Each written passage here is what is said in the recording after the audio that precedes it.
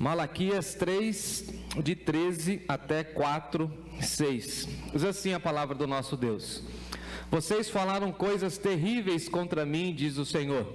Mas vocês perguntam, o que falamos contra ti? Vocês disseram, de que adianta servir a Deus? Que vantagem temos em obedecer às suas ordens ou chorar por nossos pecados diante do Senhor dos Exércitos? De agora em diante chamaremos de abençoados ou bem-aventurados os arrogantes, pois os que praticam maldades enriquecem, e os que provocam a ira de Deus nenhum mal sofrem.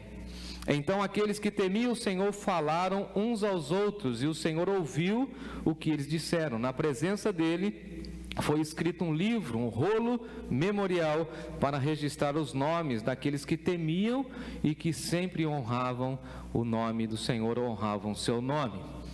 Eles serão o meu povo, diz o Senhor dos Exércitos. No dia em que eu agir, eles serão o meu tesouro especial, a minha propriedade particular. Terei compaixão deles, como o pai tem compaixão de seu filho obediente. Então vocês verão outra vez a diferença entre o justo e o mal, entre o que serve a Deus e o que não serve a Deus. Assim diz o Senhor dos Exércitos: o dia do julgamento se aproxima e arde como uma fornalha. Naquele dia serão queimados como palha os arrogantes e os perversos, serão consumidos, desde as raízes até os ramos. Mas para vocês, aqueles que temem o meu nome, o sol da justiça se levantará, trazendo cura em suas asas. E vocês sairão e saltarão de alegria, como bezerros soltos no pasto. No dia em que eu agir, vocês pisarão sobre os perversos, como se eles fossem pó sob os seus pés. Diz assim o Senhor dos Exércitos: lembre-se de obedecer à lei de Moisés, meu servo, a todos os decretos e estatutos que dei a todo Israel no monte Sinai. Vejam, eu lhes envio o profeta Elias, antes da vinda do grande e terrível dia do Senhor. Ele fará que o coração dos pais volte-se para os seus filhos, e o coração dos filhos volte-se para os seus pais. Do contrário, eu virei e castigarei a terra com maldição, diz o Senhor dos Exércitos. Vamos orar. Obrigado, Pai, por essa manhã, pela leitura das Escrituras Sagradas, e nós rogamos agora pela exposição, que o Senhor fale profundamente em nosso coração. Malaquias tem nos incomodado tanto, Senhor, e tem nos ensinado a prestar um culto ao Senhor com dignidade, com amor e com devoção. Permita, ó Deus, que nessa manhã a nossa mente seja cativa pela Tua palavra e possamos ouvir tão somente a Tua voz. Fale conosco, Senhor. Nós queremos Te ouvir, precisamos Te ouvir, e nós queremos sentir a Tua presença entre nós. Visita, Senhor, a Tua igreja por meio da exposição bíblica. Tenha misericórdia da minha vida e usa-me, ó Deus, mais uma vez para o louvor da Tua glória, em nome de Jesus, amém. Pode tomar o seu lugar. Obrigado, William, pela ajuda. Já estou abastecido, meu radiador tem água. Meu tema hoje é: cultuar a Deus exige temor ao nome de Deus. O culto é para Deus, a nossa vida é para Deus, e Deus leva muito a sério o seu nome. Veja que essas palavras que nós acabamos de ler e meditar agora nesse tempo, são as últimas palavras do Antigo Testamento, e depois disso há o silêncio de Deus, e esse silêncio de Deus vai permanecer por 400 anos, até que João Batista venha e traga de volta essa questão do profetismo em Israel, e João Batista, como você sabe, será o último profeta, o profeta então degolado, e o profeta que vai preparar o caminho para o Senhor Jesus. Então, depois desse tempo de Malaquias, nós temos João Batista preparando o caminho para a chegada do Messias. Então João Batista vem tocando a trombeta dizendo: arrependei-vos, porque porque o Messias, o Rei, está chegando. Então nós estamos estudando tudo isso e todas essas realidades do culto e aprendendo o que é culto e como nós devemos cultuar ao Senhor. E Malaquias tem nos incomodado, porque Malaquias vai falar para nós que o nosso culto sem devoção, sem espiritualidade, sem uma verdadeira devoção, não é culto, é simplesmente um evento, simplesmente mais uma reunião das pessoas. Culto é muito mais do que aquilo que nós prestamos no domingo, ou em 2, 3, 4 horas que nós passamos na igreja. Malaquias vai trazer a mensagem para nós que culto tem a ver com a nossa vida, com a nossa existência, conforme nós vamos vivendo. Então hoje nós estamos chegando ao final das mensagens do profeta Malaquias. Eu vou falar de novo. Hoje nós estamos chegando ao final das mensagens de Malaquias. Que pena, porque ele tem nos incomodado. E profeta bom é profeta que incomoda. Pastor bom é pastor que não deixa a gente pecar à vontade. A gente fica incomodado, porque parece que o pastor conhece a nossa vida inteirinha. Não é assim? Tem gente que fala assim para mim: pastor, parece que você fica lá na minha casa o dia inteiro. Você não colocou uma câmera? Eu falei: eu não sei nada está acontecendo lá. Mas toda mensagem sua tem um negócio que é Espírito Santo de Deus, porque o profeta precisa ter liberdade da parte do Senhor. Lembrando que Malaquias significa o quê? E o mensageiro bom é aquele mensageiro que faz o que tem que ser feito e fala aquilo que tem que ser dito, doa quem doer. Esse é o mensageiro bom, Malaquias. Como eu já disse, pensa que é fácil para mim pregar em Malaquias? Foi um dos maiores desafios da minha jornada. 4 capítulos apenas. Quanta coisa ele falou nessas 2 últimas semanas para nós. O chicote vai estralando, eu percebo. Uns faz assim, não pega nem mim não. Malaquias, não tem jeito.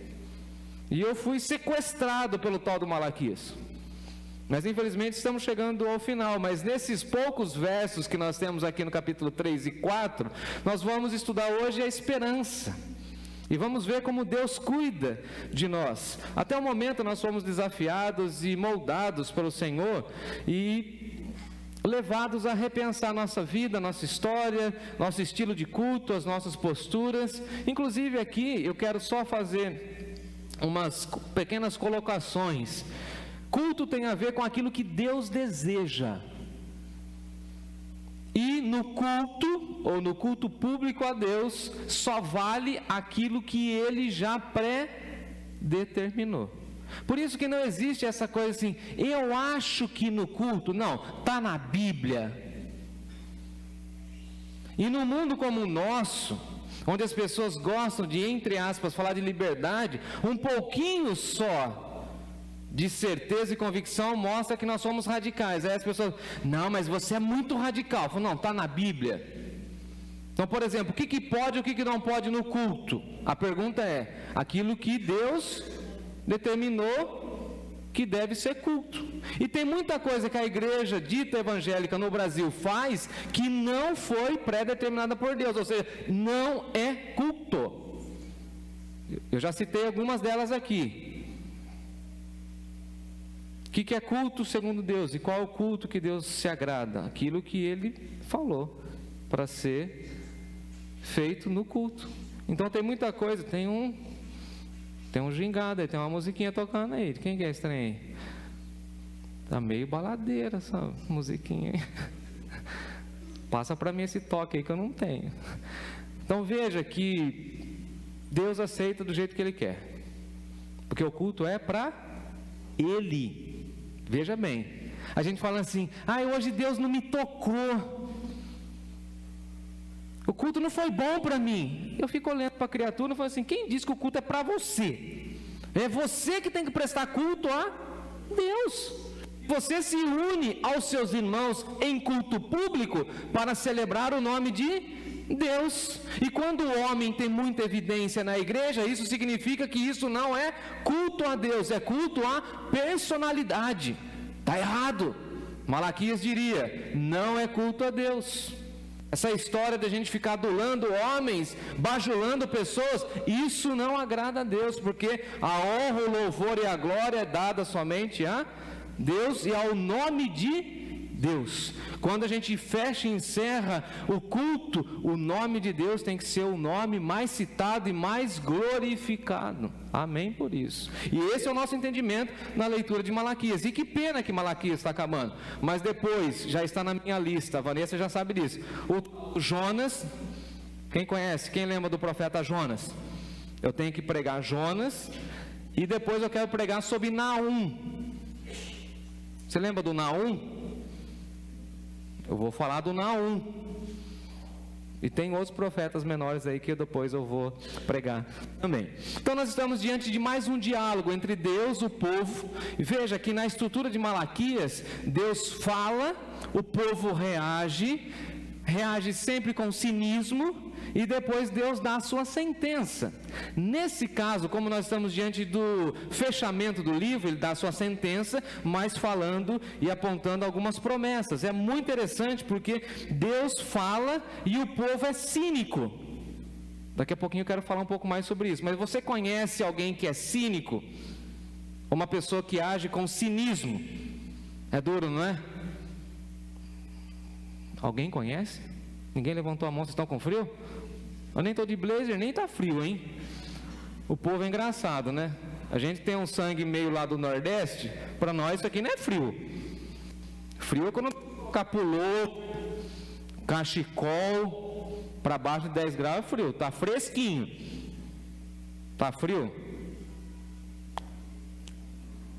O Simeão nem de manga longa tá, o Simeão, olha lá, cabra, fera mesmo, olha o William lá. Tá frio aí, William? Tá nada. Quem aqui já lidou com gente com cinismo? Cínico. Você sabe que a pessoa está errada, você fala que ela está errada, e o que ela fala? Que nem tem filho, né? Quem tem filho sabe disso.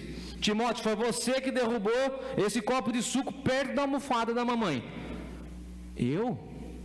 Não, mora quem aqui? Eu, você e sua mãe. E tem 2 calopsitas. A calopsita não derrubou o copo, correto? E eu não estava sentado ali. Quem que foi?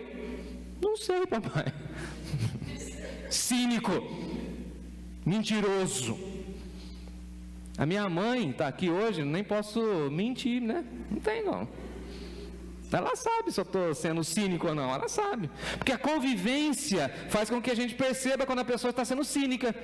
Deus cuidando do seu povo e o povo está falando assim, não sei, Senhor, que nem criança mimada. Como se Deus não soubesse. Uma vez, minha mãe está aqui, sabe disso, eu quebrei o vaso da minha mãe. Minha mãe tinha um vaso.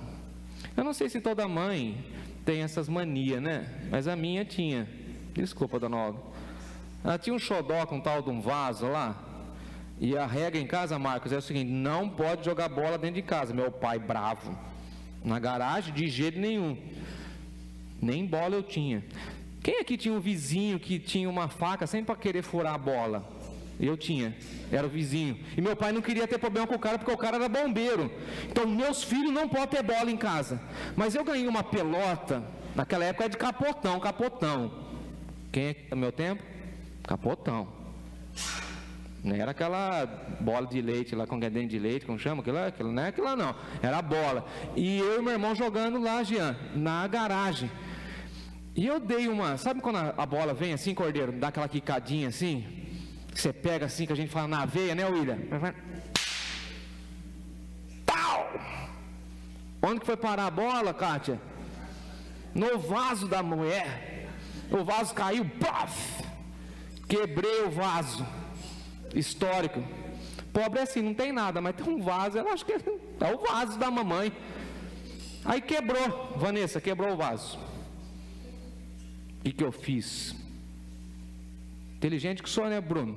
Peguei o vaso, o caquinho, a Crispinha agora está até assim, ó. Chamei você para o seu irmão, hein?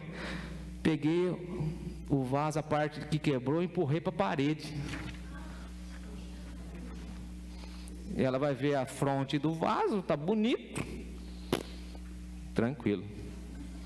Quando a mamãe foi abastecer a planta, foi regar, aguar, o que aconteceu? Caiu a terra, A mamãe falou: miserável, escondeu. Chegou para mim e falou: quem quebrou o vaso? Não sei não, nem aqui fiquei à tarde. Foi o outro seu filho, lembra do filho pródigo? Foi o filho, só não tem só eu, foi o seu mais novo, o caçula que é o responsável. O meu irmão, para aguentar a bronca minha, falou assim: também não sei não. 2 cínicos. Foi eu e ele que quebramos e não assumimos. E o povo de Deus, recebendo a resposta de Deus, fala assim: não, a gente é bonzinho, Senhor. E Deus está falando assim: vocês estão dizendo que não tem serventia em servir a Deus e que não há diferença entre o justo e o injusto. E quando eu estou diante de vocês, vocês ficam assim: nós não falamos nada de mal contra o Senhor. O povo falava mal de Deus, falava que era muito trabalhoso servir ao Senhor, mas chegava no culto, colocava uma máscara de falsidade, fingimento, e estava assim: que alegria servir a Deus. Mas dos batizadores estavam reclamando que não tinha diferença em servir a Deus e que era enfadonho servir a Deus. Você conhece gente assim? Que na frente do pastor é maravilhoso, abraça, meu pastor querido. E depois, quando está com seus familiares, desce a lenha no pastor e na liderança. Conhece a gente assim? Que na frente da igreja fala assim: eu estou disposto em servir a Deus, eis-me aqui, Senhor. Mas quando você escala ele, fala: nossa, agora eu vou ter que fazer isso, tenho que me dedicar. Você conhece a gente assim? Ó, Malaquias, é duro, né, Malaquias? Ah, eu amo a Deus, mas tem que acordar cedo mesmo, pastor, para estar lá 9 horas. Eu falei: não, pode ficar na sua casa, o problema é seu. Não foi eu que te salvei, o problema é só seu.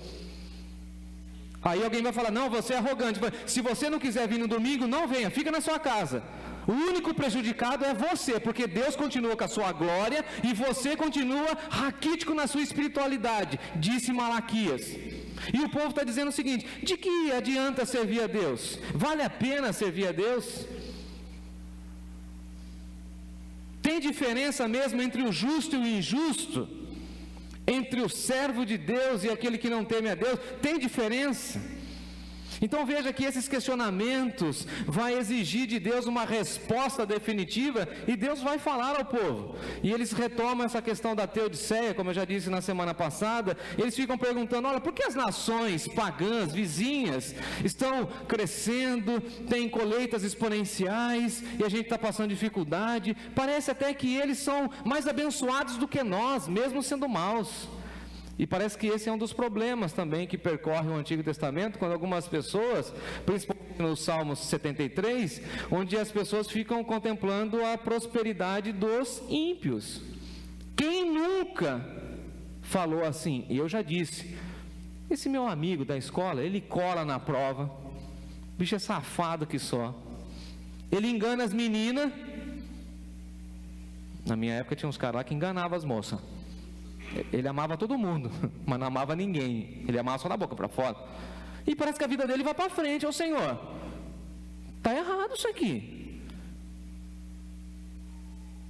O meu vizinho é um camarada ruim, ele não cuida bem nem do cachorro, mas parece que ele está indo bem na vida. Quem nunca ficou nessa indagação? É que nem eu, por exemplo, algumas vezes. Aí vem um pensamento, eu falo assim: para trás de mim, Satanás. Aprendi com Jesus. Eu estou lá um dia internado, falei: aqueles corruptos ladrões lá de Brasília, parece que eles não ficam doentes com esse cara, né? Eles não têm problema que nem eu do intestino, fica lá internado, não precisa. E aí o que o diabo quer fazer conosco? Será que tem diferença entre o justo e o injusto? E Malaquias diria para nós: é claro que tem diferença, e eu mostrarei a diferença. Então aqui esse povo estava dizendo o seguinte: não adianta servir a Deus. Parece que eu estou sendo pessimista, depois vocês vão entender o que eu quero dizer. Agora, Jesus vai dizer para nós que o sol e a chuva vêm para os justos e para os... ou a chuva só cai calminha na sua casa? Então Deus está cuidando dos ímpios também. E nós precisamos entender que aqueles que não temem a Deus vivem de uma maneira desordenada.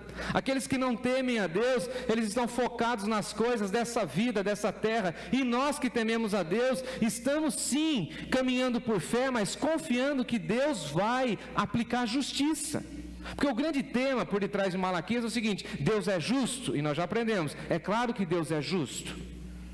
Por mais que nós venhamos a sofrer pela maldade e pelas injustiças humanas, nós declaramos nessa manhã que Deus é justo.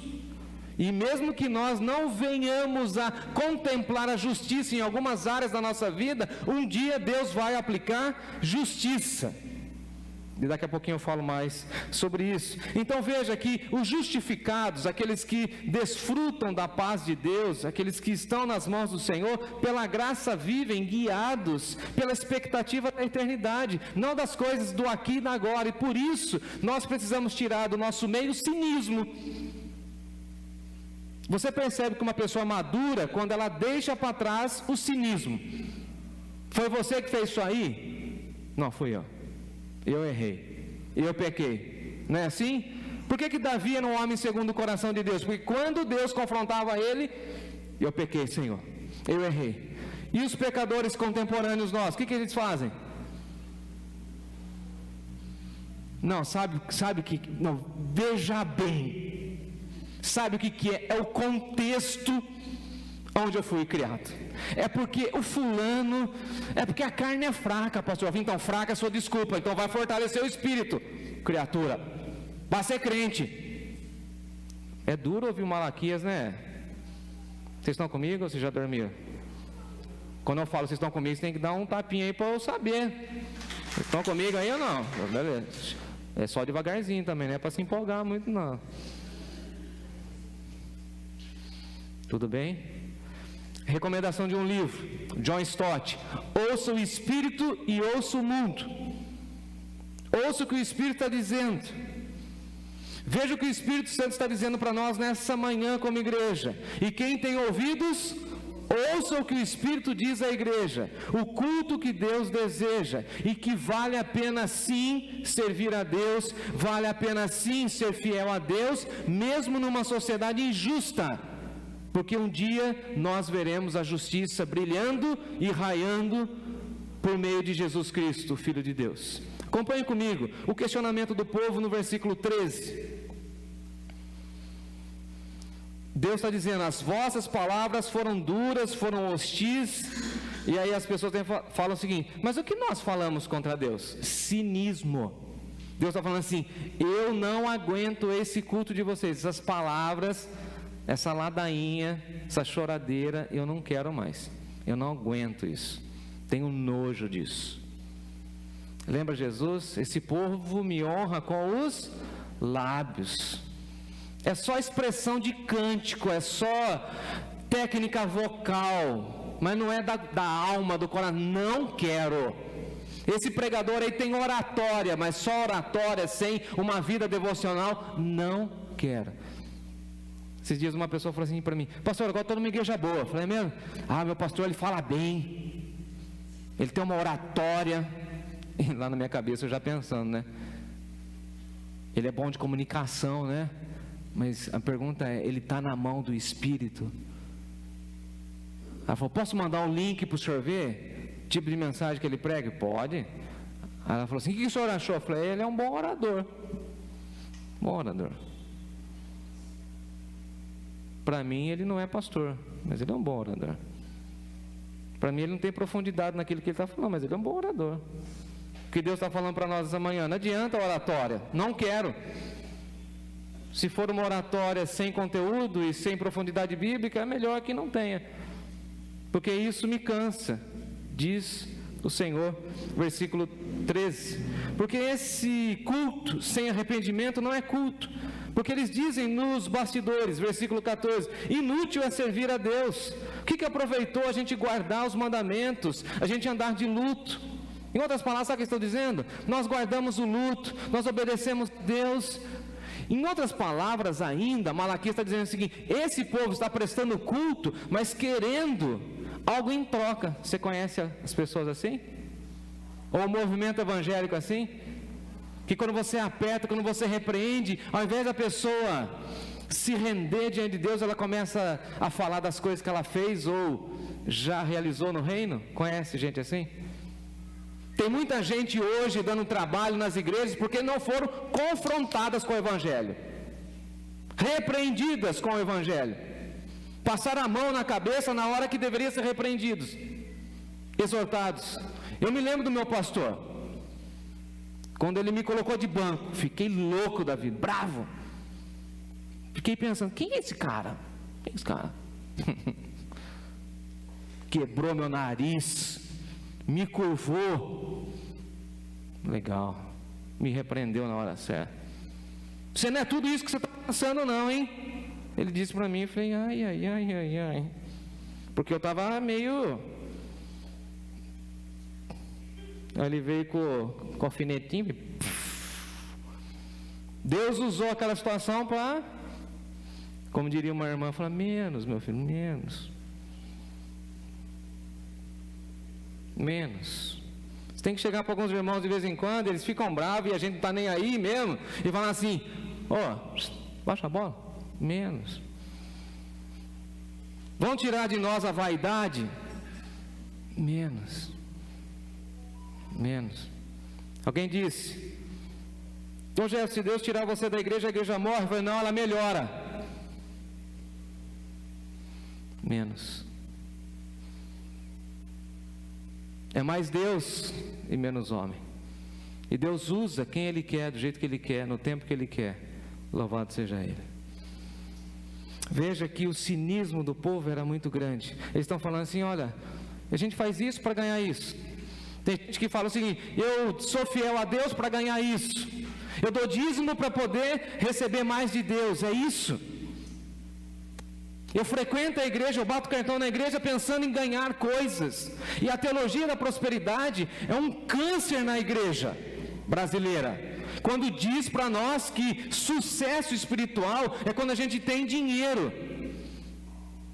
Eu sou um pecador, segundo essa teologia, então, terrível. Paulo, ou essa teologia do positivismo que veio na década de 90 para o nosso Brasil, 90 e 2000, que diz o seguinte, todo mundo tem que ser curado, abençoado, tem que ter uma saúde vibrante. Eu sempre tive, até 5 anos atrás.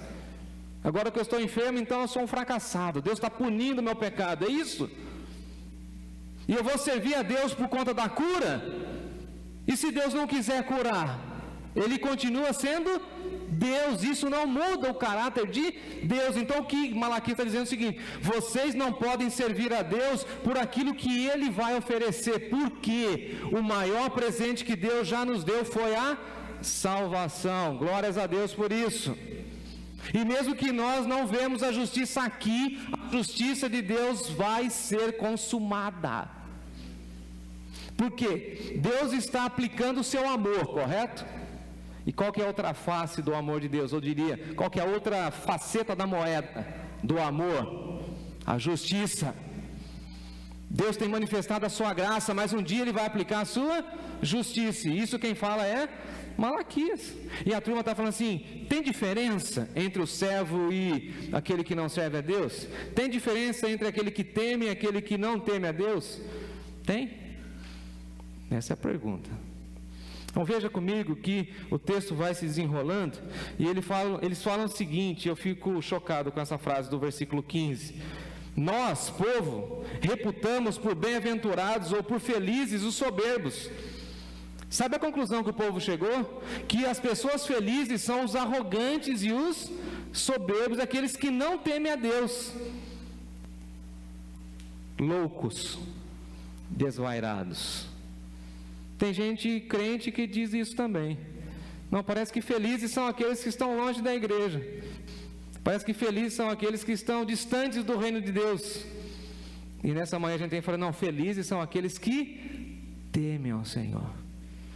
Felizes são aqueles que amam a casa de Deus. Vou falar de novo. Felizes são aqueles que amam a casa de Deus. Que até o pardal e a andorinha encontraram um ninho na casa de Deus. E o salmista diz no Salmo 84, eu encontrei os teus altares, Senhor. Eu estou na tua casa. Eu amo a tua casa, ó Deus. Então há diferença sim. Agora, veja que ao invés de eles resolverem um problema, eles ficam criando outras perguntas. E é muito interessante porque no cuidado pastoral, no cotidiano pastoral ao longo da minha jornada, eu já vi muitas pessoas que, diante de repreensões e de lutas, ao invés de assumir as suas responsabilidades, elas ficam desviando com perguntas intelectuais, ou com dúvidas, com questionamentos, e na realidade não é questionamentos, é que ela não quer se arrepender. O que Deus queria do seu povo nesse momento? Fala para mim. Deus falou, Ele quer arrependimento. Já contei para vocês. Às vezes eu repreendo o Timóteo em alguma situação, ele chora. E eu fico olhando para ele, até me disseram que eu não tenho muita sensibilidade. Falo, pode chorar quanto você quiser. Não choro também. Ai, papai, não faço mais isso, mentiroso. Essa é a 25ª que eu te repreendo só nesse assunto. O que eu aprendi com Deus? Que arrependimento não é quando eu choro. Arrependimento é quando eu mudo de postura. Não adianta chorar. Tem gente que chora diante de Deus na igreja e no culto. Não adianta nada. O que Deus quer de você é que você mude. Muda. Isso é arrependimento. Arrependimento é quando você fala assim, eu não quero ser mais isso, vou tirar esse conceito e vou jogar fora. A partir de hoje, o meu culto será culto de verdade a Deus. E eu não estou nem aí para quem está do meu lado nesse sentido. Se vai agradar o meu irmão, se vai agradar o meu familiar. Eu quero prestar culto a Deus. E quero que somente Deus se agrade do meu culto. Só isso. Mais nada. E aí não vou ficar dando desculpas. Não vou ficar inventando mais perguntas. Porque tem muita gente que não quer saber nada da igreja, nada do evangelho, nada de Deus e fica dando desculpinha. Não, é que eu preciso resolver as minhas perguntas. Mentira!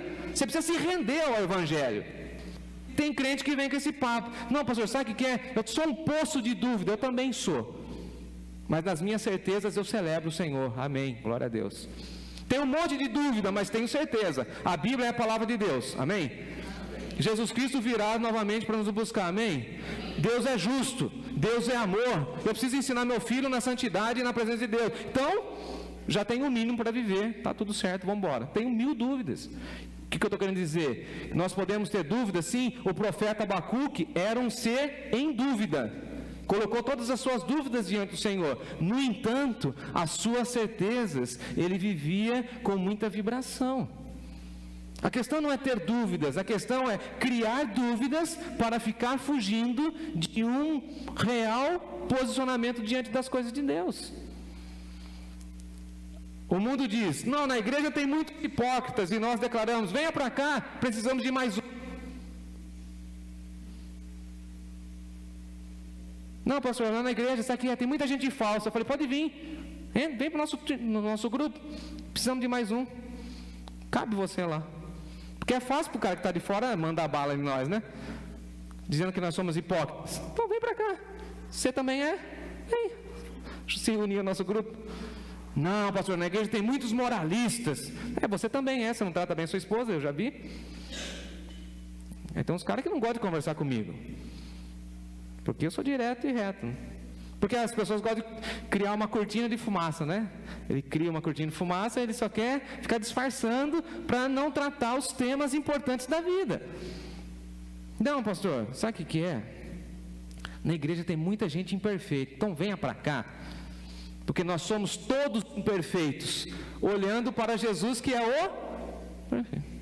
Aí eu fico indignado com gente que fala assim, ai, me decepcionei com aquele irmão, não vou mais na igreja. Mas você vai para servir aquele irmão? Você vai para servir o pastor, a liderança? Eu não sei porque que a gente ainda se decepciona com o crente. Já deveríamos ter acostumado que nós somos um grupo de pecadores, e pecadores pecam.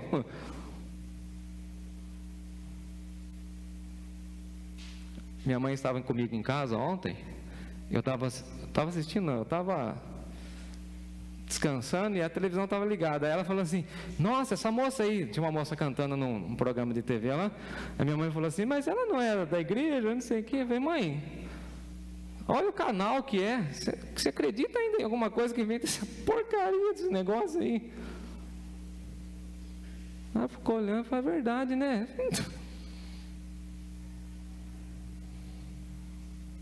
Dos pecadores vai vir o quê? Você não acostumou ainda? A gente é que nem porco espinho. Já viram porco espinho? Tem uma carne gostosa no tal do porco espinho, né? Quem gosta de carne de porco? Natália ontem estava fazendo, comprou um pernil, lá vai ter feijoada lá em casa, hein? Papai amado, eu não posso. Mau cheiro do porquinho na panela de pressão. Rapaz, que pena a galera que fica presa lá nas questões do Antigo Testamento, né? Judiação deles, né? Eu falei, o que vai nessa feijoada aí, senhora? Vai até pé, orelha, não, orelha, né? Orelha é caipira, né?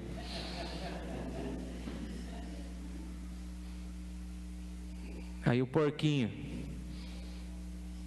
do porco espinho, eu lembro lá no sítio. Quando colocava eles dentro do caminhão, judiação, colocava 10 porquinhos. Se um dá uma mexidinha, ele espeta o outro. Sabe o que eu entendo na igreja? Fica quietinho no seu lugar, para você não espetar os outros, para você não atrapalhar os outros. Mas você também vai espetar alguém, então, ou me perdoe, e vai se ajustando. Deixa Deus te ajustar. Fala amém aí, gente. A gente machuca e é machucado, mas aqui também a gente é sarado. E lá fora é selvageria pura. Aqui dentro não, aqui é cuidado.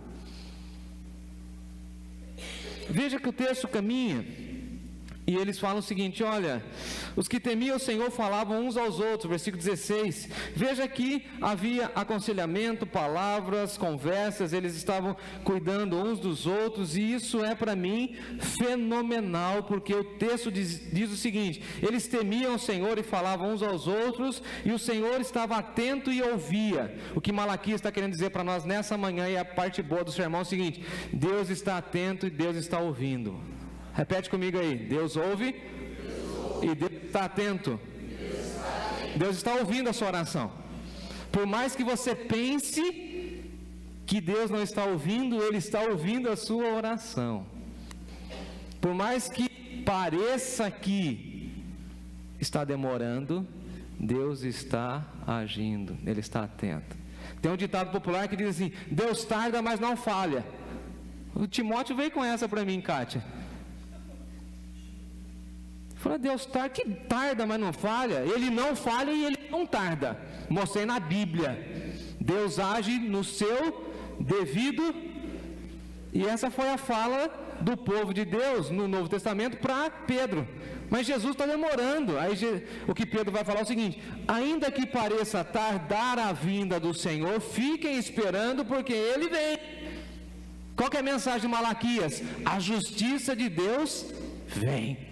A justiça de Deus será implacável, e nós que já somos salvos, não precisamos ter medo da justiça de Deus. A justiça de Deus não respingará sobre nós, aleluia. O sangue do Cordeiro já nos purificou. A justiça de Deus é para os incrédulos, para os corruptos, para aqueles que não temeram a Deus. E um dia nós falaremos como Malaquias: valeu a pena servir ao Senhor, valeu a pena se dedicar a Deus, valeu a pena guiar a vida em santidade, valeu a pena, porque nós adentraremos no reino dos céus, na nova Jerusalém, na pátria celestial, e veremos os nossos irmãos e irmãs, e com eles viveremos para todo sempre, aleluia. Essa semana foi difícil para mim, perder o seu Aguinaldo. O seu Aguinaldo, um amigo do Mário, de 28 anos, se tornou meu amigo. Ele fazia tratamento de hemodiálise 3 vezes por semana. Não sei se você já viu pessoas que fazem hemodiálise por mais de 4, 5 anos, como fica cheio de caroço nos braços, já viu? O irmão Carlos vai se lembrar. Precisávamos arrumar esse portão, ele chegou aqui. Ô Gerson, me ajuda? Eu falei, não, o senhor acabou de sair da hemodiálise. Não, eu sou homem, macho. É engraçado que eu estou sempre rodeado desses machos, né? Esses machos alfa, eles ficam tudo ao meu redor. É incrível isso. Então vamos lá então. E eu tinha acabado de sair do hospital, o seu Aguinaldo acabado de sair do hospital, nós dois pegamos esse portão aí. Você olha assim e pensa que ele é leve, né? Vou chamar o Eduardo da próxima vez, o Espeto, você vai ajudar nós lá. Colocamos em cima do cavalete, plof! Aí ele falou assim: arruma uma cadeira para mim, eu vou ficar aqui sentado, de vez em quando eu preciso sentar. Ele não podia comer doce, mas aqui na geladeira sempre tinha um doce meu específico para ele. Sou Aguinaldo, dá um doce lá. Aí ele passava aqui de vez em quando: ô Jefferson, tem água gelada? O senhor não pode tomar água, seu Aguinaldo, o senhor faz hemodiálise. Ah, gelada, daquele jeito, né? Tem água gelada. Aí, Renato, ele me trouxe uma paçoca a última vez que ele veio aqui, lá no velório. Ô, seu Aguinaldo, eu não posso comer doce por causa do meu problema do intestino, e principalmente paçoca, para mim é complicado. Ele falou: não, mas essa aqui é de uma senhora, que sabe aquelas histórias assim? Aí o seu Aguinaldo estava internado 2 meses, e nós não sabíamos. O Mário ficou sabendo, na hora ô Gerson, o seu Aguinaldo, cara, está internado. Pô, vou lá. E o Mário falou assim: mas tá com confusão mental. Falei: Mário, vamos orar para Deus dar 2 dias para ele de sanidade, para ele aceitar Jesus. O Mário falou: eu topo, vamos jejuar, vamos. Lembra domingo passado, eu saí daqui, cheguei lá no hospital, na UTI. Encontrei com a médica subindo no elevador, conversei com ela. O quadro dele é complexo e tal, okay, bom. Mas ele quase não está reconhecendo ninguém e tal, tudo bem. Eu entrei no quarto, ele falou para a sobrinha dele que estava lá, Sibeli, falou: ó, o pastor veio. Você lembra de mim, seu Aguinaldo? Claro que eu lembro, você é o Jefferson lá da igreja Batista, você é amigo do Mário. Opa! O senhor lembra tantas vezes que nós falamos do amor do Senhor, da vida para o Senhor? Eu falei: lembro. Enfim, conduzimos ele a Cristo. Um dia depois ele veio a óbito.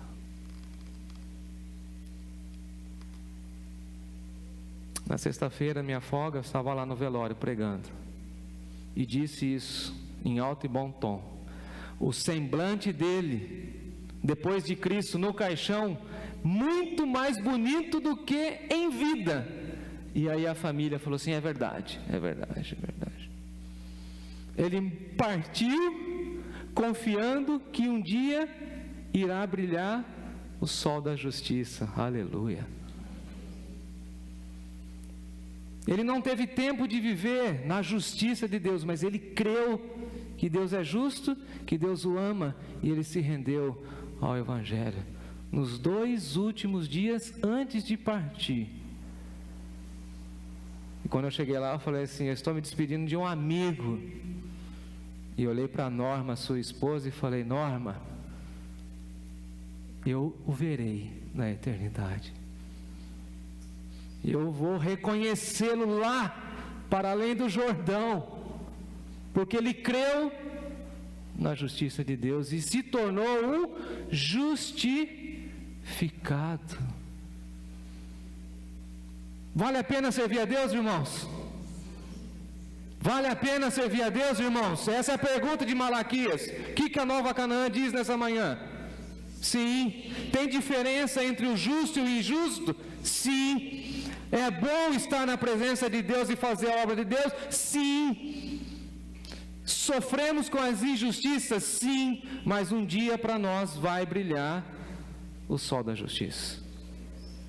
Diz aí o texto no 4, versículo 1, que Deus vem com o seu dia, e esse dia, o grande dia, vai arder como fornalha. Interessante isso. Quando eu era criança, eu gostava muito de ir nas olarias, e quando eu falo olaria, estou dizendo que eu sou velho, né? Agora cerâmica. Na minha época era olaria, faz tijolo. Falando nisso, Irani, está saindo o nosso fogão de lenha lá, né? Tá bom, é feito com tijolo específico, refratário. Vou comer lá na sua casa. Já estou me convidando, beleza? Irani, você está com esse óculos bonito seu aí, ó. Olha, olha. Nas olarias tem aquela fornalha, e a minha tia fala assim: cuidado com o fogo. Eu falei: não, pode ficar tranquilo, o Daniel já me ensinou. Lembra o Daniel, o profeta? Carregar lenha. Eu não estou podendo muito, não. Eu vou chamar meus amigos.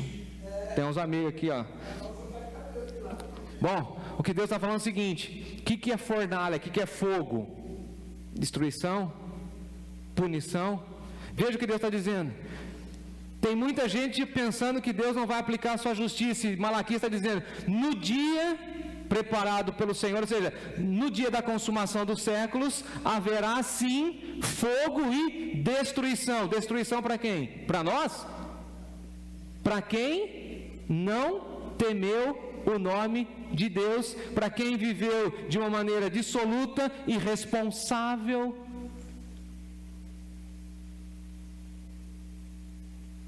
A gente fica com medo de falar isso para os outros, né? Fala assim, ó, você não quer aceitar Jesus, mas a fornalha já está acesa já.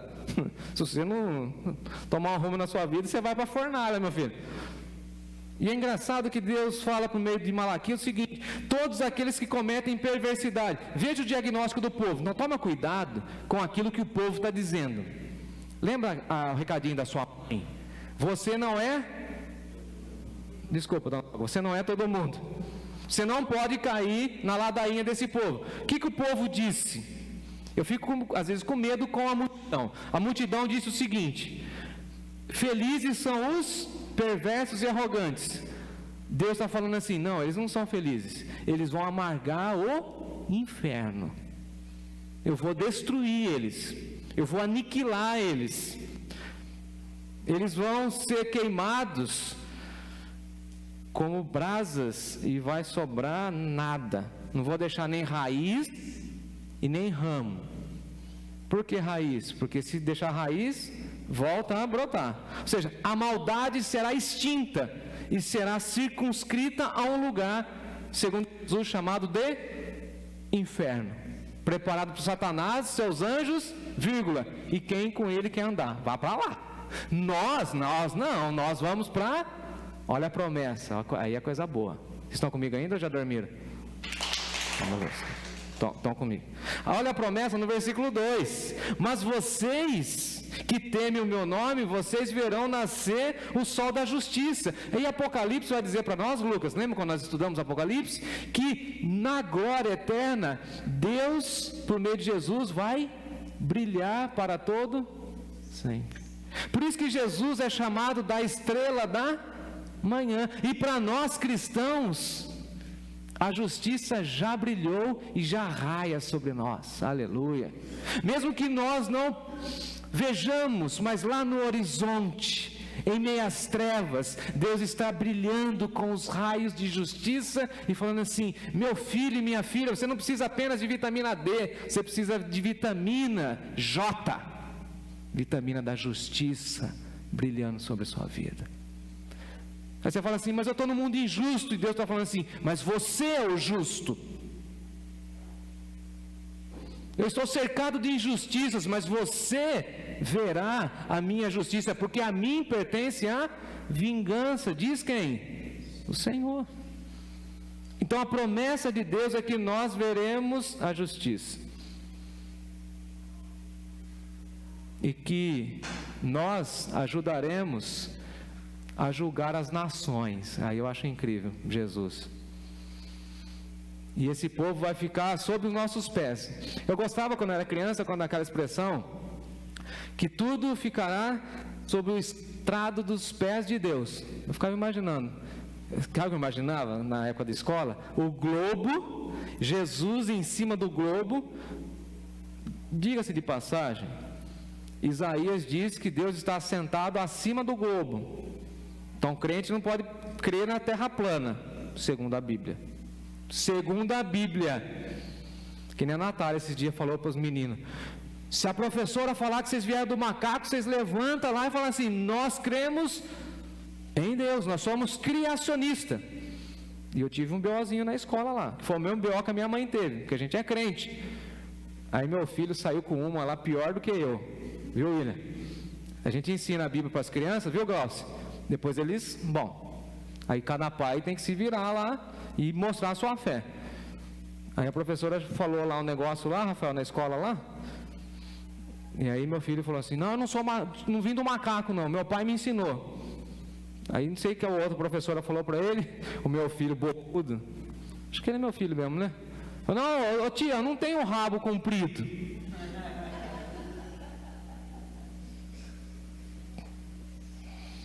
A professora me ama, né, gente? Ela pode ficar brava quando que ela quiser, mas a justiça de Deus é essa mesmo. Não viemos de uma beba, de uma transformação, não, nós somos de Deus, senhora. Desculpa. Ah, vocês são muito radicais. John Piper diz, radicalmente bíblicos. É isso mesmo, tem que fazer.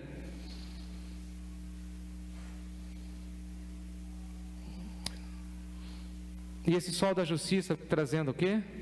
Salvação. E vocês saltarão como bezerros no pasto, bezerros na estrebaria. Quem aqui já viu os bezerrinhos quando nasce no sítio? É uma coisa mais linda do mundo, não é não? Eu me lembro quando estava lá em Bauru, e aí nascia um filhotinho, a vaca ficava lá, judiação da vaca, eu tinha dó da vaca, só naquela hora. Quando eu estou comendo a carne da vaca, eu não tenho dó dela não. Ah, não tem, hein? Uma vaquinha maravilhosa, coisa fofa do papai. Ô Jean, você está devendo um churrasco lá do sul para mim. O William me chama para comer aquele carne de hambúrguer preparado, assim, sabe, da vaquinha. Aí o bezerrinho sai lá do ventre, ele cai no chão assim, aí ele já dá aquela chacoalhada. Você viu como que ele sai? Eu tenho vontade de imitar, mas vou imitar de uma maneira comum, vai. Eles têm um ritmo. Fui fazer minha lição de casa, Josivaldo. Os bezerrinhos, quando nascem, eles têm um ritmo. A Vanessa da música. O que é esse ritmo aqui, ó? É o ritmo da criação de Deus. Eles estão celebrando a vida. Sabe o que Deus está falando por meio de Malaquias? Quando vocês contemplarem a justiça de Deus, vocês vão ficar saltitantes de alegria, exultantes de celebração a Deus. Então, quando a gente vê uma obra da justiça de Deus, o que a gente tem que fazer? Ficar feliz, ficar grato, celebrar, e um dia todos nós pularemos na presença de Deus, nesse sentido, saltaremos de alegria na presença de Deus. Glórias a Deus, o Cordeiro venceu, o nosso inimigo está condenado. Tragada foi a morte, a tua vitória, nós somos da vida, e vamos celebrar a vida na eternidade, para sempre. Aleluia, aleluia, aleluia. Nós nos uniremos ao coro celestial que canta: toda honra, todo poder e toda glória pertencem a Deus e ao Cordeiro pelos séculos dos séculos. Amém. O que a gente deseja? Que a nossa igreja seja uma igreja exultante na glória de Deus, porque nós temos essa promessa. Vizinhos já nos perturbaram, inimigos já tentaram fechar as nossas portas, e quem está aqui comigo muito tempo sabe o que eu estou dizendo. As crises já se abateram contra a Igreja Batista Nova Canaã, mas nós não nos rendemos, porque nós cremos no Deus de amor, e esse Deus de amor é o Deus justo e verdadeiro, que mostra sim a diferença entre o crente e o não crente, entre o justo e o não justo, entre o temente e o não temente. Timóteo, pai, como será que está o Eduardo? Eu falei, não sei, estava preocupado com você, só sei que o homem é abençoado, hein? Só tem mulher na casa dele. Oh, benção, benção, benção. Você ficou andando com o William, meu? Eu falei, é isso aí, segura, não é, Edilson? É bom servir a Deus, né, Bruno? Eu preciso encerrar. Que pena, né? Malaquias. E a pergunta de Malaquias é a seguinte: vale a pena servir a Deus? Vale a pena? Alguém pergunta para mim sempre: ô Jéssica, vale a pena ser pastor? Eu falei, vale. Quando eu recebo uma cartinha de uma criança que diz que me ama e aprendeu alguma coisa comigo, eu falo, vale a pena. Quando o Eduardo se torna meu amigo, valeu a pena. Quando eu tenho um amigo de longa data que continua comigo, apesar das minhas falhas e defeitos, vale a pena. Quando eu olho para o Samuel e vejo ele assim feliz ali com a placa, servindo a Deus na igreja, eu falo, vale a pena. Quando eu fiz o aniversário de 15 anos da Karina, e ela disse lá, o senhor vai fazer meu casamento. Eu falei, conversa de menina de 15 anos. E cá está, você vai fazer meu casamento. Aí o namorado dela tá aí, ó, andando na linha, hein, cara, vou te pegar, hein, mexe com ela, vou te pegar. Não estou falando da boca para fora, não. Veio até no culto de oração, já, Wilson. Tá na linha. Vai, entra aí. Beleza. Vale a pena, né? Cuidar do Bruno lá no acampamento, quando era adolescente, valeu a pena. Rafael chegando aqui de mudança, transição na vida. Falei, não, vou cuidar de você, meu filho. Pode chegar aqui. E vou mostrar para você que vai valer a pena. O William chegou comigo, logo que eu mudei para cá, né, William? Mudou, perdeu o emprego. Falei, cara, como que pode? Meu Deus, ajuda a gente a cuidar dele. E ele precisa entender. E aí hoje o William fala assim, não, valeu a pena. Aí o Edivaldo ficou desempregado, né, Edivaldo? Eu falei, não, você não está sozinho, não. Vai valer a pena, não valeu? Batizei um dos seus meninos, vou batizar o outro, em nome de Jesus. A Kika chega meio depressiva, triste, sem sentido na vida, né, Kika? Vale a pena, né? A Terezinha que está com a gente aqui tanto tempo, Terezinha. Você e sua irmã. Vamos colocar no mínimo 20, vai? Para mais. Tem valido a pena, né, minha irmã? Vale a pena, Lucas, ser um servo do Senhor e se colocar à disposição de Deus na igreja? Vale a pena, Rafael? Edielson, valeu a pena você trazer sua família para cá? Então a gente vai falar nessa manhã, sim, Senhor, valeu a pena. E vai valer mais e mais e mais e mais. A gente vai ver muita coisa grande de Deus. E eu creio, pela promessa dele. Alguém precisa chamar a Natália, por favor, para a gente cantar a última canção. Eu sei que eu extrapolei. O irmão Milton fica feliz quando isso acontece. O irmão Milton é um dos saudosistas que fala assim, não, eu lembro do senhor pregando 1 hora ininterrupta. E agora eu prego meia hora. Nos últimos 2 meses eu voltei da internação, falando que eu ia falar pouco, né, Rafael? Mas o Espírito tem mandado eu falar. E dou graças a Deus que vocês ficam aí com paciência, creio que aprendendo a palavra do Senhor. Feche seus olhos comigo. Obrigado, Senhor, por essa manhã. Obrigado pelo término das mensagens em Malaquias. E obrigado por todas as respostas do Senhor por meio dessas mensagens. Cuida do nosso coração, Senhor. Nos ajude a crescermos mais e mais em Tua presença. Que as próximas mensagens, os próximos pregadores sejam usados pelo Senhor. Que desse púlpito saia palavras de exortação, mas palavras de esperança, saia as promessas do Senhor para tranquilizar o nosso coração. Nessa manhã nós declaramos que vale a pena sim confiar no Senhor. E nós aguardamos os milagres que o Senhor vai fazer em nós, em nossa casa, em nossa família e em nossa igreja. Obrigado, Senhor. Queremos ser como bezerros saltitantes de alegria por tudo aquilo que o Senhor tem feito em nós, por meio de nós e através de nós. Nos ajude, Senhor. É a nossa oração em nome de Jesus. Amém.